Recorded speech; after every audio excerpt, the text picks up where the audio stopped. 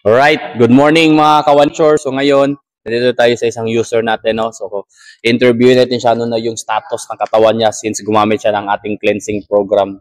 So sir, pwede po ba kayo pakilala?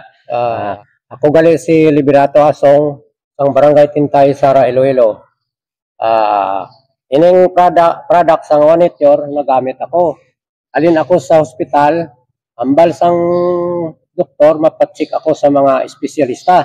Kung nag-decide ako nga mabuti pa dito na lang ako sa One8Your. Kaya ang ilang check up general, siyempre mabalaan ko kung anong mga sakit ng akon mga internal organ. Yes. Okay, paggamit ko sa ining product nila, nabatigan ko sa lawas ko, nga nagbalik ang akon nga kaayo nga lawas. Doon mga kag nakita ko gid sa aktwal nga ang mga toxic sa lawas ta ginapagwa sini ang ilang mga gani ginapasalamatan ko ang One8Your. Kung hindi tungod sini wala nagbalik ang akon nga kaayo sa lawas. Salamat sir.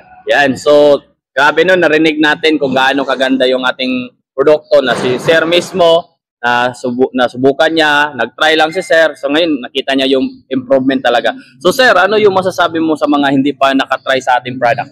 Gani mga kababayan ko, ginaagda mo mag-testing kamo sang product sang One8Your kay maayo gid.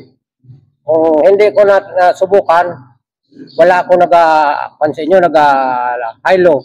Kani ginahilo ko kayo kung gusto nyo. Mag-testing kamo sa One8Your.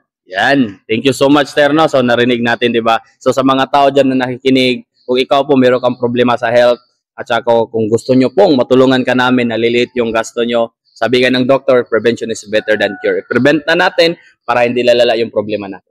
So, power, One8Your.